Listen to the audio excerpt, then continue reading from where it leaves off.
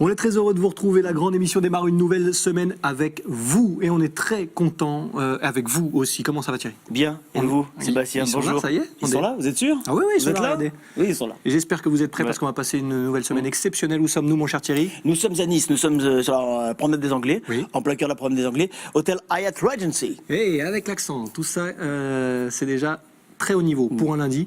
On vous donne le programme dans un instant, vous allez le voir, on va se régaler encore une fois. La grande émission, nouvelle semaine, c'est parti et on lance le générique.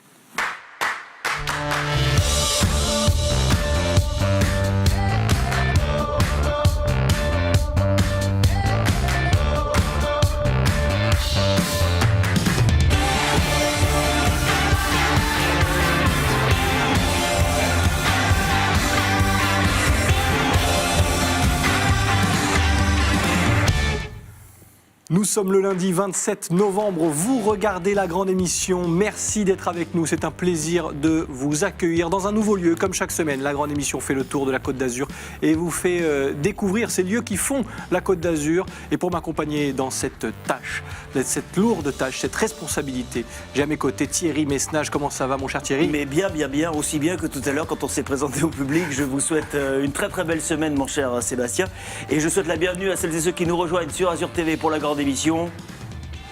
Bien le bonjour. J'aime bien ce petit suspense que vous mettez avant votre bien le bonjour. Bien le bonjour à vous. On vous donne le sommaire comme prévu avec un premier invité à tout seigneur, tout honneur, le directeur de cet hôtel Hyatt Regency de Nice, Rolf Osterwald. Alors j'espère que je n'écorche pas son nom. Il va nous confirmer ça dans quelques instants. Il sera avec nous sur le plateau pour faire le tour du propriétaire, parler de l'histoire de ce lieu incontournable sur la Côte d'Azur, à 2 pas de la mer, sur la promenade des Anglais. On le reçoit dans quelques instants sur le plateau de la grande émission. La grande émission qui accueillera le chroniqueur du jour, Tendance, cher Thierry. Mister Riviera. C'est lui. Tout le monde le connaît maintenant, ou presque. Bien sûr. Et pour ceux qui ne le connaîtraient pas, je vous invite à rester avec nous jusqu'à la fin de cette émission. Il s'appelle Michael, et tous les lundis, Michael est de retour. Et aujourd'hui, puisque... J'ai pas voulu vous suivre là-dessus. Je sais, merci. Quand c'est un petit peu merdeux, vous n'allez pas avec moi. Vous avez bien raison, parce que si j'avais été à votre place, j'aurais fait exactement pareil. Enfin, l'essentiel, c'est de savoir que Michael est là, et il vient aujourd'hui avec des calendriers de l'Avent, on veut dire un petit peu originaux, un petit peu spéciaux. N'oublie pas que le 1er décembre, c'est dans 4 jours. Dans 4 jours, il faudra commencer à dégoupiller, ouvrir les petites fenêtres du calendrier de l'Avent. Donc, Mister Riviera Blog, Michael viendra nous présenter tout ça dans quelques minutes. Et puis nous découvrirons également Titi in the City, parce que oui, Thierry Messnage, de temps en temps, sort la tête, comme on dit, et vient vous voir, vous, dans la rue, pour vous poser des questions. Aujourd'hui, on est déjà dans les préparatifs de Noël, n'est-ce pas, mon cher Thierry? On y était déjà la semaine dernière, cela dit. Oui, c'est vrai. La semaine dernière, je suis allé voir dans la rue en vous demandant les cadeaux de Noël. C'est un peu la suite. C'est un petit peu la suite, voilà, de l'épisode 1, épisode 2. Hein. C'est très Star Wars cette semaine, puisque je vous ai demandé si les cadeaux de Noël, vous les faisiez plutôt à l'avance ou plutôt à l'arrache. On verra vos réponses dans la rue dans quelques instants. Eh ben moi je vous réponds tout de suite. Dans ce qui me concerne, ce sera à l'arrache. Cette émission est loin d'être à l'arrache. Tout est prêt, tout est préparé. Le temps de saluer Rémi Molinari, notre caricaturiste qui nous attend. Je le vois derrière. Comment ça va, Rémi? Très très bien. Comment va l'équipe? Ça va. Salut Rémi. Un lieu qui te plaît ici au Palais de la Méditerranée? Tout à fait, tu verras. J'en parlerai ultérieurement. Ultérieurement. Et le dessin aussi sera livré ultérieurement. Ultérieurement, le dessin sera livré et offert à Rolf à la fin de l'émission. Eh ben voilà, merci beaucoup Rémi. Tu sais, tu interviens quand tu veux, tu es ici chez toi. En tout cas, lui est chez lui. Le directeur de cet établissement est avec nous, il est notre invité. Et je vais lui demander de nous rejoindre sur le plateau de la grande émission, de faire les quelques mètres qui le séparent de nous. Rolf Osterwald, bienvenue. J'allais dire bienvenue, mais en même temps, vous êtes chez vous ici. Merci beaucoup, c'est un grand plaisir de vous accueillir et puis d'être avec vous. Alors, tout de suite, on va être clair. Je n'ai pas écorché votre nom, tout va bien? La prononciation? Non, tout va bien. C'est plus facile, en fait, comme vous avez dit, Rolf Osterwald, que l'ancien qui était Osterwalder. Osterwalder. C'est plus petit, c'est bien à dire. Bon, alors en tout cas, c'est un plaisir de vous avoir. Et je le disais en sommaire de cette émission, on va essayer de faire un peu le tour du propriétaire, de s'intéresser aussi à vous, à titre personnel, et à cet établissement, l'Hyatt Regency, un groupe énorme déjà. Si on devait resituer pour les téléspectateurs le groupe Hayat et expliquer un petit peu comment il se déploie partout dans le monde. Qu'est-ce que vous nous diriez? Oh, ça peut arriver, vous êtes un homme Il y a un Vous monsieur voyez, qui a pris. le business d'être un directeur hôtel, il t'appelle toujours. Écoutez, le groupe Hyatt était fondé en 1957. Ça a commencé avec un tout petit hôtel à l'aéroport de Los Angeles, le propriétaire était un monsieur avec le nom Hyatt. Et la famille qui sont maintenant le propriétaire de Hyatt sont des Pritzkers, originalement de Russie. Ils sont venus aux États-Unis, le grand-père en 1895. Et puis, le siège est à Chicago. On a grandi et aujourd'hui, on a presque 700 hôtels dans tout le monde. Des enseignes un peu différentes. On a, par exemple, aujourd'hui 7 en France avec 2 de plus qui vont s'ouvrir dans le prochain 12 mois. D'accord, cette année donc. Vendôme, Parc Hyatt Vendôme, c'est le plus connu à Paris. Place Vendôme, bien évidemment. Ici, Côte d'Azur, Nice, Promenade des Anglais, c'était le lieu idéal, j'allais dire, pour un établissement comme le vôtre. Oh, c'est magnifique, c'est super. Et écoutez, on est vers la mer, on est en 10 minutes à Vieux-Nice, on est à 35 minutes de Monaco sur un côté, à 35 minutes de l'autre côté de Cannes, donc au centre de la Côte d'Azur. Et c'est ça que nous vendons à notre client. Vous venez ici et puis vous avez l'opportunité d'aller partout dans une journée. Vous auriez pu vous installer ailleurs, monsieur le directeur, si on vous avait dit Nice, oui d'accord, mais il n'y a pas de place sur la promenade des Anglais, ce qui aurait pu arriver, cela dit. Et si on vous avait proposé une autre adresse, il y a d'autres adresses prestigieuses à Nice, est-ce que vous auriez accepté, ou vous auriez dit, ou en tous les cas votre prédécesseur aurait dit non, on attend l'adresse sur la promenade des Anglais? Vous savez, dans l'histoire de Hyatt à Nice, on avait déjà une fois un hôtel qu'on a géré.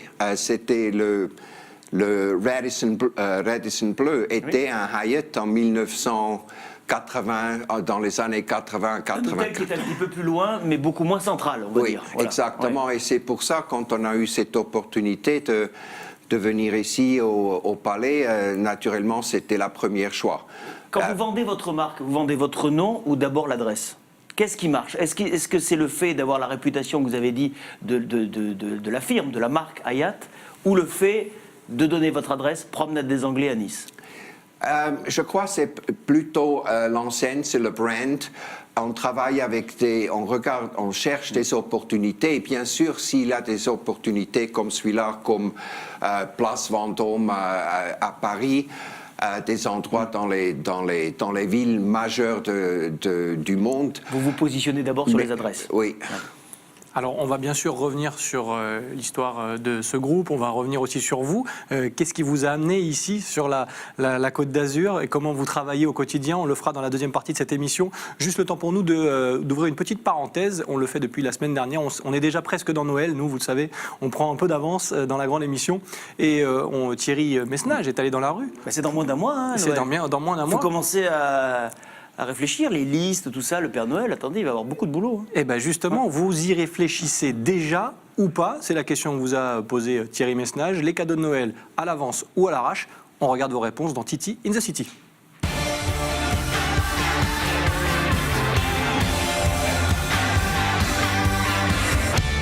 Plutôt au dernier moment. Et pourquoi?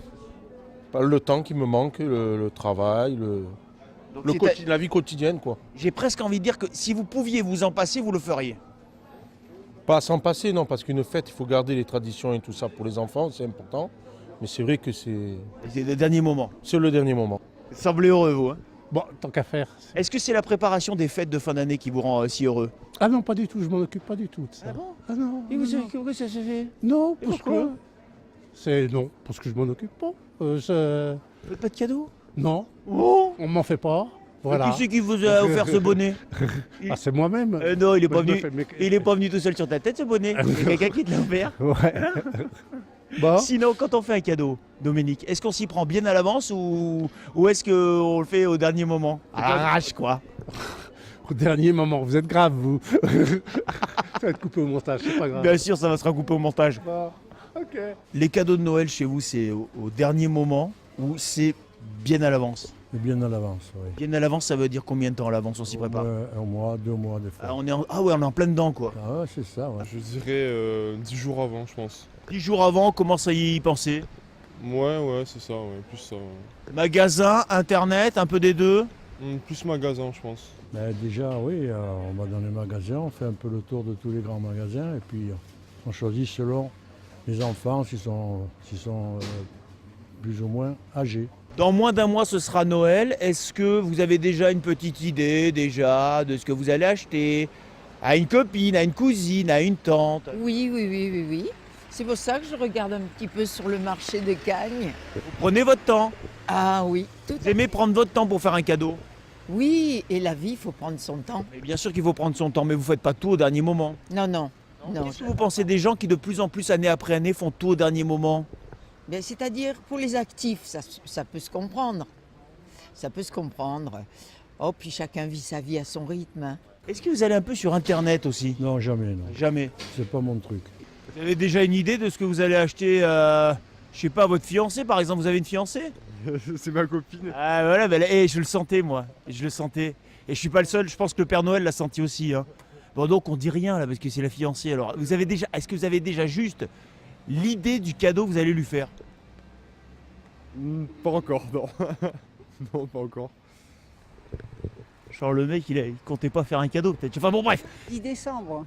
Allez, 10 décembre, je commence à m'affoler. Du décembre, on a 15 jours. Je fais le petit arbre de Noël. Je commence à Du me mettre décembre, dans on se dit l'ambiance. tiens, voilà. Voilà. Et puis après, je fais des petits cadeaux. C'est-à-dire que c'est la vision de l'arbre qui vous dit il faut y mettre des petits paquets en dessous. Exactement. Et puis c'est merveilleux Noël. Il faut garder. Regardez cette la âme de magie Noël, la magie de Noël. Voilà, exactement. Moi, j'ai encore 17 ans, j'ai pas de carte bleue.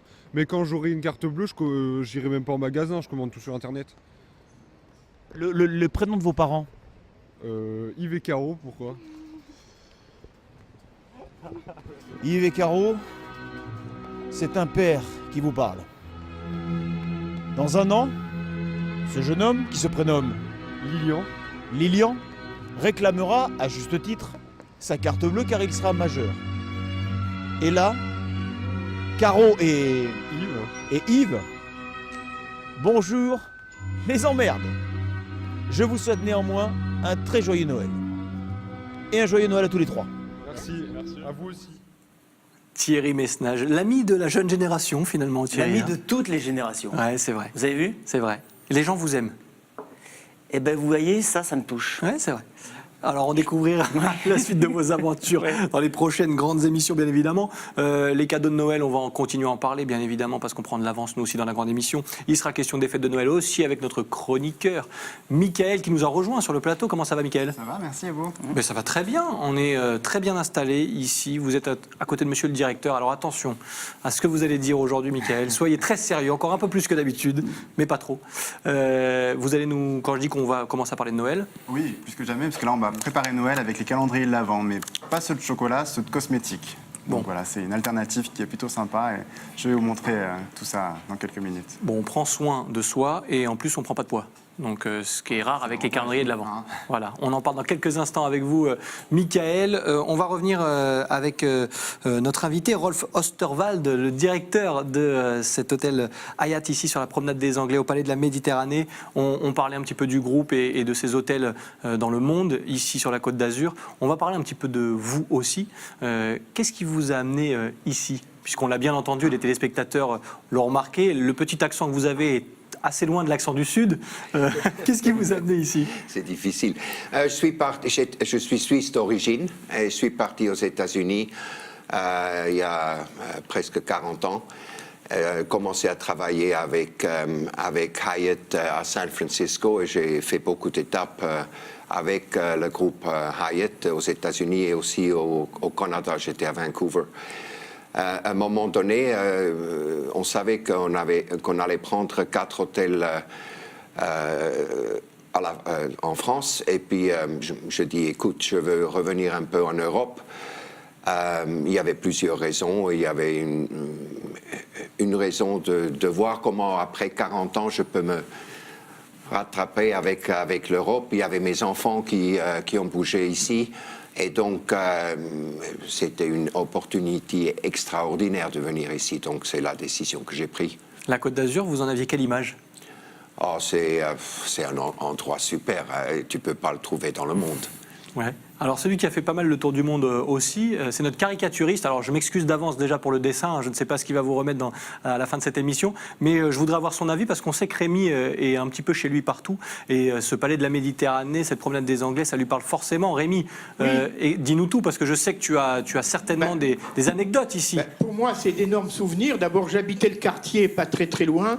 Je suis né dans le quartier et lorsque j'étais étudiant, il y avait à la fin de l'année, au mois de juin, le bal de la taupe. La taupe, tu sais, les petites bêtes là qui vont dans la terre, qui sortent. Le bal de la taupe, c'était le bal d'étudiants et il avait lieu dans le hall extrême qui était au fond du palais de la Méditerranée. Et toi, tu voilà, qui était rond ou plus ou moins octogonal. Alors c'était super parce qu'il y avait à l'entrée, il y avait des superbes escaliers à l'entrée du palais de la Méditerranée. Hein. Et sur les côtés, il y avait d'autres escaliers style art déco, mais absolument splendides, qui montaient au casino, à un restaurant. Et surtout, tout au fond, alors il y avait justement cette espèce de patio, là, d'immenses halls, où on faisait des réceptions, et dont des balles, dont le bal d'étudiants. Voilà. Eh ben, le but maintenant, c'est de retrouver les photos de Rémi Molinari à ces balles d'étudiants. C'est l'histoire qui nous intéresse aussi. Parce que tu vas au bal, tu bois, tu danses, et puis après suite au prochain épisode. Merci Rémi. Voilà. Merci Rémi. Thierry, je vous laisse. Oui, je voulais demander à monsieur le directeur si justement on a longtemps en matière d'hôtellerie vanté le service à la française. Est-ce que ça existe toujours ou il y a d'autres pays qui ont supplanté la France en matière de service aux clients tel qu'on peut l'entendre dans le domaine de l'hôtellerie? Vous savez... Je vous pose la question parce que comme vous venez de Suisse, qui reste quand même une référence en ce domaine, je voulais savoir si vous sentiez des différences. Je crois que dans les hôtels de luxe, on a toujours le service français, ça veut dire upscale, avec les détails, le professionnalisme, comme on avait toujours. Nous, la difficulté pour Hyatt, surtout aux États-Unis, et ça, c'est pas seulement Hyatt, mais c'est toutes les chaînes. Aux États-Unis, il y a les grandes boîtes. Les hôtels ont 500, 600, 700 chambres. Et en Europe, traditionnellement, c'était seulement les 150, 200, 250. Donc, c'est beaucoup plus facile de donner du service plus individualisé si vous êtes dans un hôtel de taille plus bas que si vous êtes dans les 700. Donc pour ça, les États-Unis ont toujours eu pas d'avantage en comparaison des hôtels français, suisses, qui pouvaient toujours bien se concentrer sur le client individuel et donner des services plus élaborés que les Américains. Aujourd'hui, dans le monde, tous les pays, émergents ou pas d'ailleurs, s'ouvrent à l'hôtellerie, et même l'hôtellerie de luxe. Et donc, il y a un appel d'air pour les jeunes qui sortent des écoles hôtelières. Est-ce que la France, et la Côte d'Azur en particulier, et votre hôtel, on peut en parler, attire du monde? Est-ce que vous avez des difficultés à attirer du personnel qualifié? Ou est-ce que c'est plutôt facile ou plutôt difficile pour vous? Ça devient de plus en plus difficile, je dois dire. Naturellement, il y a beaucoup d'autres hôtels qui cherchent du personnel qualifié. Donc, il faut prendre un effort spécial. Et il y a deux choses. Il y a la chose des relations avec les écoles. Donc, nous, on a des relations avec toutes les écoles hôtelières en Suisse, en France, même aux États-Unis. Pour attracter le personnel qui vient avec une éducation supérieure.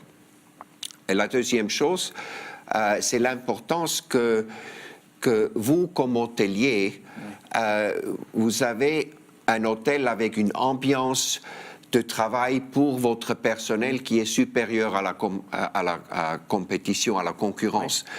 Donc, pour moi, aujourd'hui, en vérité, la chose plus importante, c'est d'avoir une bonne relation, de faire un place de travail pour les salariés qui ont l'envie de travailler chez moi, qu'ils savent que oui, c'est un endroit qui a de bénéfices, mais que j'ai l'opportunité d'apprendre et de faire ma carrière. Et ça, c'est le plus Pérenniser les important. postes et le bien-être au travail. Oui, c'est ça. Alors, dans un instant, on verra aussi quels sont les clients, les touristes ou pas d'ailleurs, qui viennent ici dans cet établissement. On essaiera de dresser un petit peu le portrait robot de cette clientèle. Juste avant, il est à côté de vous, il s'appelle Michael. L'hôtellerie, il connaît un petit peu aussi, si je ne dis pas de bêtises. Mais aujourd'hui, il va nous parler tendance comme chaque semaine et calendrier de l'Avent un petit peu originaux. C'est tout de suite avec notre Mister Riviera Blog.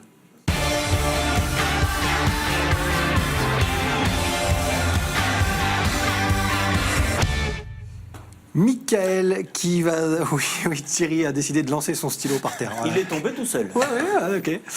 Michael qui prend un peu d'avance, mais pas tant que ça, parce que ça va venir vite. Le calendrier de l'Avent, c'est dans quelques jours. Voilà, absolument, oui. La première fenêtre va être ouverte le 1er, donc dans 3-4 jours.